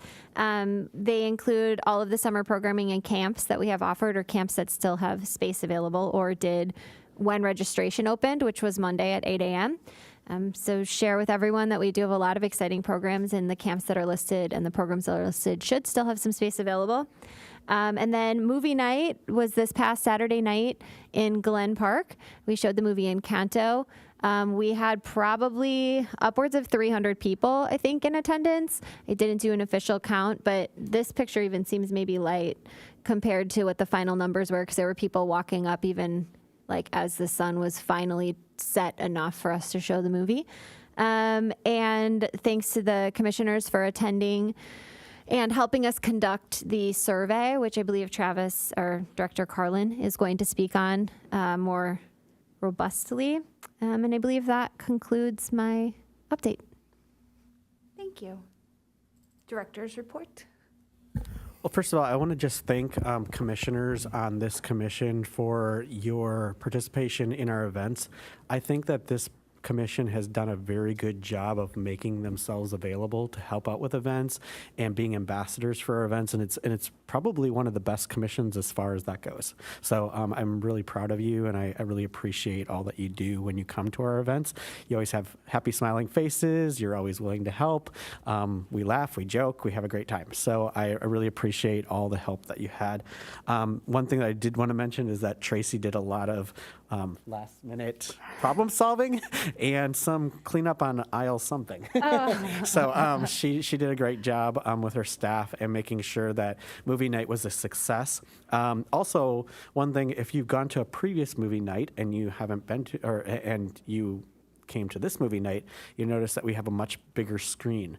The screen is tough to put up, and previous to me coming on board here at the city, what they had determined is it's easier to put up a smaller screen, but it doesn't have the same impact. So one of the things that I found very important for the community and for movie night is to see if we can reinvigorate and bring out that old screen to add to the experience. And Tracy took that challenge on in her first year here, got the old movie screen out, got it cleaned up, and was able to use the old movie screen. And then we bought a new blower protector so that it doesn't make so much noise when it's operational. So I appreciate all the work that she did with her team on movie night, and so that was great.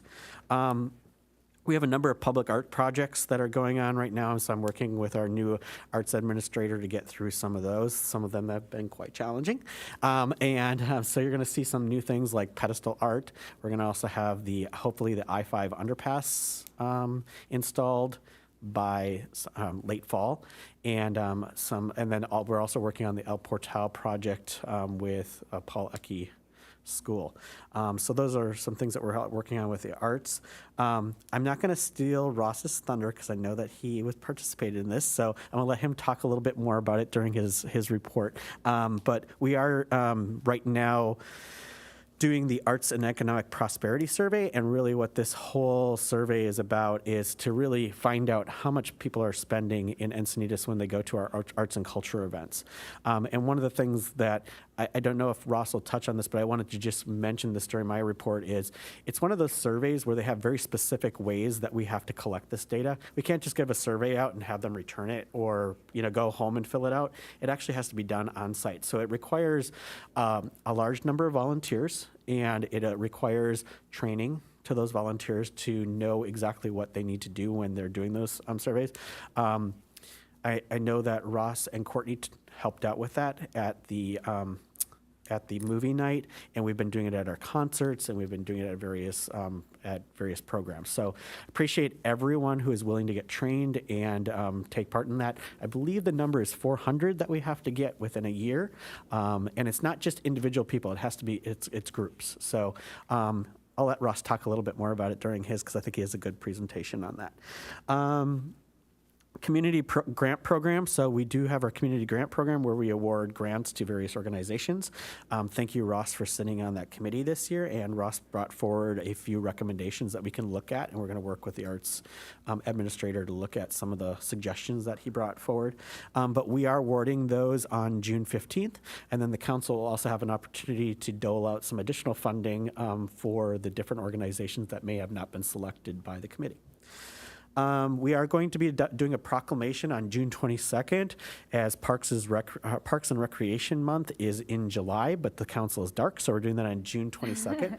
So if you'd like to come and represent the commission that night at City Council, it's right at the beginning of the meeting. Remember that our June actually, I'm going to talk a little bit about this. Our June meetings are actually going to be virtual. I'll talk about that shortly. The other things that we have that are coming up is we do have the budget adoption will be happening in June.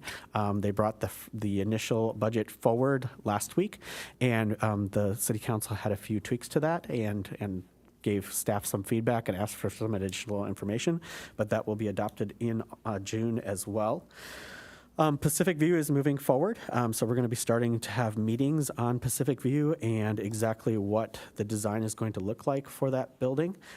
So you'll see a little bit more information, and as we have information available, I'll bring that forward to this commission and the Arts Commission and the Senior Commission. But we are rolling on that project right now.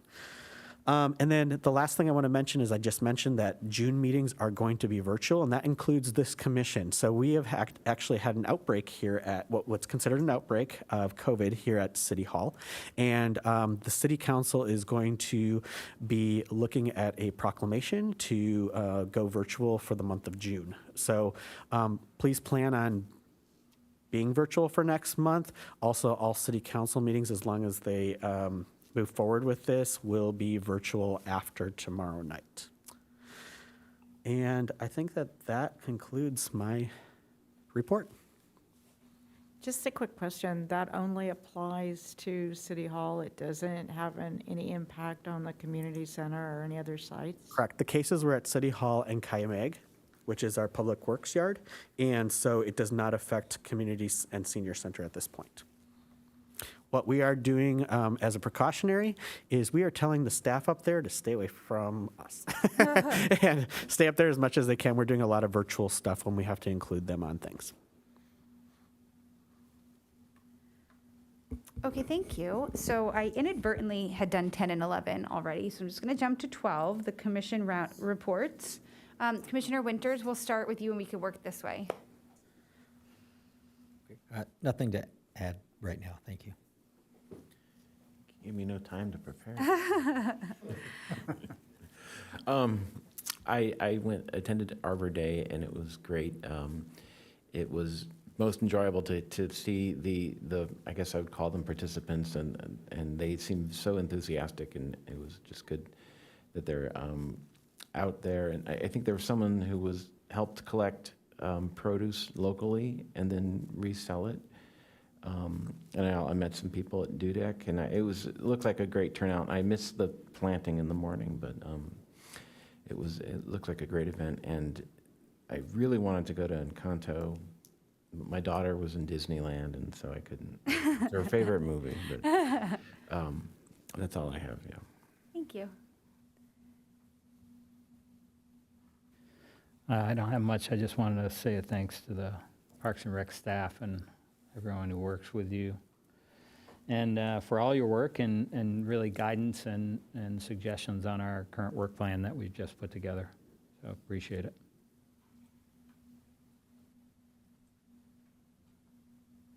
I'll echo what he just said, and I'll just say Arbor Day was a blast. I really had a good time. So thanks for doing that, and congratulations on movie night. And I just want to say thanks, Tracy, for that nice presentation tonight. No matter how many years I hang out here, I am always learning something new. So thanks for bringing some of those activities to light. And I'm looking forward to the concerts at the beach.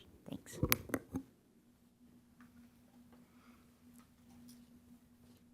Well, first, I'd like to thank the commission and staff for all their comments and input on the diversity work plan issue.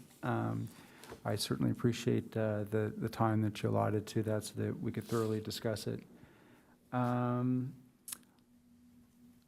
Like Travis had mentioned, I did participate on May 10th in the community grant program with the commissioners from the Arts, Environmental, and Senior Commissions. We were tasked to evaluate 55 applications for funding and create a funding allocation process. We had discretion to allocate up to $142,500 to nonprofits that service Encinitas. And then there's $7,500 that's kind of set aside for the city council to fill in wherever they choose. Our recommendations are presented to the city council for their consideration in June, like they mentioned, and of course the city council kind of makes the final funding decisions. So what we submitted was just purely recommendations. I found the process a great opportunity to learn about nonprofits that service our community.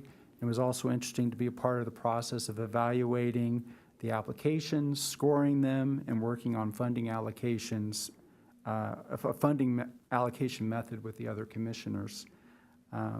And our Parks and Rec staff actually administer the program in the event that you didn't know that. Like Travis had alluded to, I spent a couple hours to draft an email to Parks and Rec staff offering some written recommendations on making the process better. And perhaps after the whole process kind of resolves itself in June, we can kind of discuss that in greater detail. If you'd like to, I'm more than happy to give you my experiences. Just wanted to let the commission be aware that Sandag's Bike to Work Day is this Thursday, May 19th. There are 3 pit stops in Encinitas along Highway 101 from 6 to 9 a.m. You can register at iCommuteSD.com and you get a free t-shirt for registering and participating. And our local B-Cycle, which is our docked rentals that the city has authorized, is offering a free 24-hour pass with a promo code that day if you wanted to check it out. So I retired at the end of last year, so I don't really have any work to go to, but if any commissioner wants to meet me or staff in Encinitas for a work meeting that day, just let me know and we'll make use out of it. As an update on that San Elejo-Manchester Avenue intersection, from what I've seen, funding is still in the staff recommended budget for this mobility improvement to include sidewalk and ADA improvements, a crosswalk and trail connectivity to the San Elejo Lagoons, to the trailhead. I'm also pleased to announce that the Nature Collective has responded favorably to my request to cut out more of the invasive acacia trees that are outside the city's right-of-way that were not trimmed back earlier. This will further enhance the views in the area and discourage invasive species growth.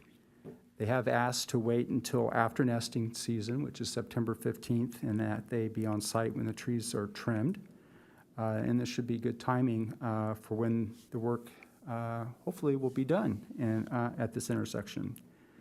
Finally, I've also heard that Build NCC will be doing a ribbon cutting in June for all the major infrastructure improvements that are going along near the lagoon, including the I-5 rest stop, the hanging bridge under I-5 South, and the bike and pedestrian trail connections between Solana Beach, Cardiff, and the Nature Center at the lagoon. So I'm really excited about using these new facilities and how they will greatly enhance our local recreation opportunities here in Encinitas. And then finally, that Glen Park movie night. Wow, what a fun event that was. David, if you might share on the screen a couple photos. So this is another perspective, just as the movie was starting to get started. What I love about this location is like a natural amphitheater where people can have their low back chairs and sit and everybody can see the screen, that nice, big, huge screen. Thank you, Tracy, for doing that. I would say that staff encountered all kinds of challenges that evening, but they overcame them spectacularly, from electricity that you thought was there that wasn't, and there were extension cords running from the scout house up there in the upper right down to where the projector was and the blower for the screen. So they found solutions. They got it to work, so that's fantastic. What I loved about this event that has just been missing the last couple years is that there was a real sense of community bonding. There were lots of kids playing before the movie started, rolling down the hill, throwing footballs, frisbees, running around screaming. They were having a great time. And the parents and the adults were mingling. So it was just like, wow, we can get together again. So I would say, based upon this and seeing how spectacularly attended the Taste of Cardiff was earlier this month, or the egg hunt, that people are really wanting to get out and use our facilities and really mix again. So Chair Lappin and I helped conduct, if you'll go to the next picture. There we are with our little clipboards. So Chair Lappin and I helped conduct the Arts and Economic Prosperity 6, which is to a random sampling of attendees using either a QR code, which you can kind of see on that clipboard. There's a QR code that people would just take a picture with their phone, and it would take them to the survey when it opened up in their browser. Or they had paper surveys that were provided in both English and Spanish, which was fantastic to have that option. That I probably did 2 of the handwritten surveys, but lots and lots of people participated in the surveys. They were very excited to do so. So that was great. And because they were sitting there waiting for the movie to start, it was a captive audience, so to speak. So if you go to the next slide, please. So this is a little overview of what Arts and Economic Prosperity 6 is about. So it helps define that supporting arts and culture programming drives commerce to local businesses and validates the expense of spending money on arts and cultural events. And I think a perfect example, too, for me is like whenever I go to Encinitas, that I always invite friends. We go out to dinner. We walk around. It's not investing into arts and cultural programmings is not an expense that a lot of people, I think of with regards to that's an expense that has no income associated with it, that it's just a nicety that we throw out there. But the real impact is that there are a lot of people that visit restaurants that buy items while they're there. That brings in sales tax revenue. It brings in business to our local businesses. So this survey helps define that. And we're one of 387 communities nationwide that's participating in this program. And if you go to the next slide too, please.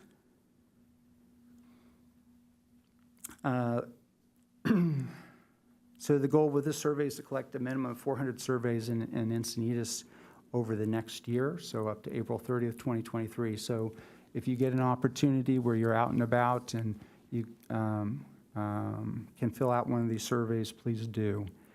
And then one more slide. So I manage or administer a Facebook group called Cardiff by the Sea Neighbors, and I posted photos and a comment here. Can you increase it, or is that as big as it gets? And excuse Okay. me 1 second. Do we need a motion to extend? This is my last minute. I was just going to say a few things too, so I don't. Oh, okay, I'm sorry. No, that's okay, but if we're ending at 7:30, do we need to pass a motion? If you feel it's going to go several minutes beyond, yes. What if it goes like 2 minutes beyond? Then you're fine. Okay, great. Go ahead, sorry. Okay, I'll wrap up quick. And then if you'll go down to the comments down below. So what I wanted to share is that the community wants more events like this. The city council member Lyons reached out to me and the staff about the importance of activating Glen Park with more special community events like movies in the park here. And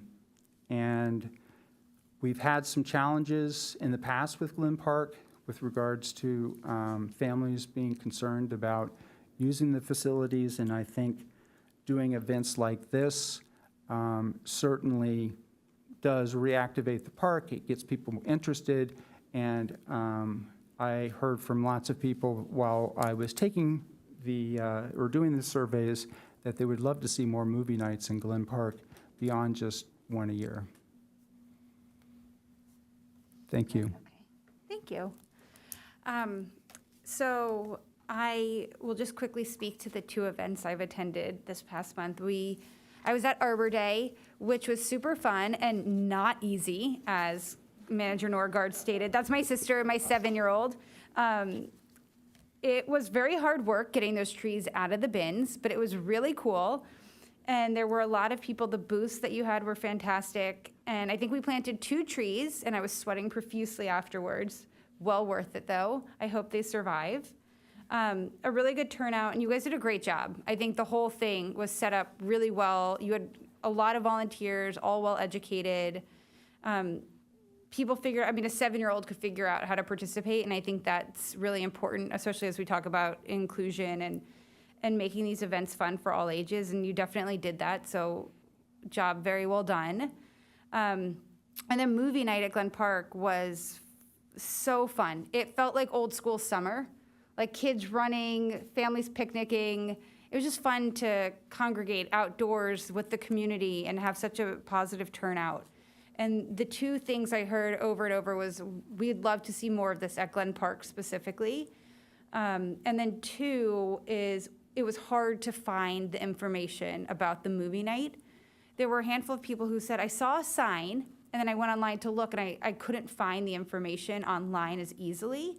And I shared that with Manager Staten, and I don't know if there's much that could be done about that, but I do just want to share that feedback did come up a couple of times, that a lot of people were really, really happy to hear we were doing these events, but they felt it wasn't super easy to find the information to know what to expect and how to attend said events.